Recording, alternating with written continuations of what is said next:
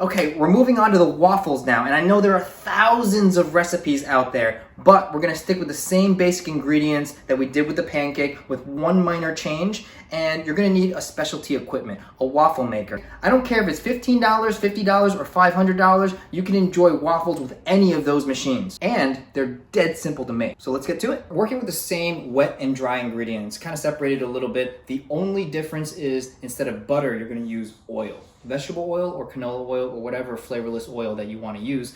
And the reason being is because butter has moisture in it. And you don't want to add extra moisture because you want that crispy exterior. So I prefer vegetable oil. You can use butter.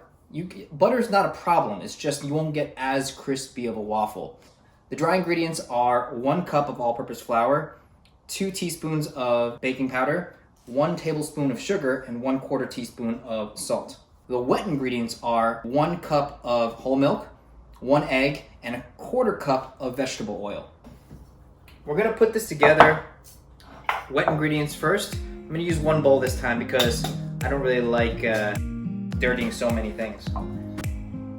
Now add the milk and the vegetable oil to the egg. Mix, then add your dry ingredients to the wet, flour, salt, baking powder, and sugar. We're gonna mix it all together. And remember not to overmix your batter. Lumps are okay. Now while this is resting, we're just gonna put this aside. Let's talk about the machine that you can get.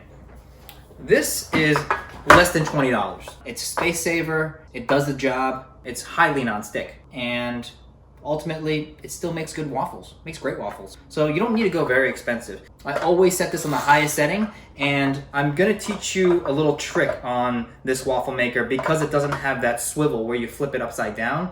We're going to put the batter on the top and then close it on itself so the waffle can cook evenly. The consistency of this batter is gonna look a little bit different than your pancake batter because we added the 1/4 cup of vegetable oil. So it's a little bit more runny. So here's how we do it. We're gonna open this, kind of tilt it on its top. And this is where you're gonna have to test your own waffle maker. You're gonna see how many spoons of the batter you can get away with.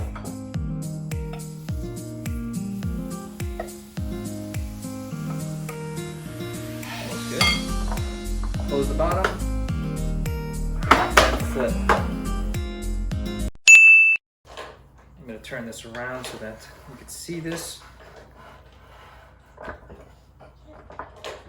Oh, look at that, gorgeous. Nice and crispy.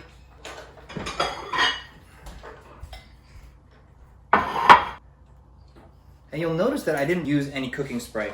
Now, depending on your waffle maker, even if you spray it once, you can get away with 3 or 4 waffles. From here, if you're gonna make more for the entire family, you can actually put this aside on a baking sheet, turn on your oven, toast all of them, and they'll all be piping hot at the same time. At this point, the waffle tastes amazing as is. You don't even need anything on it, but I'm gonna stick with the classic butter and maple syrup.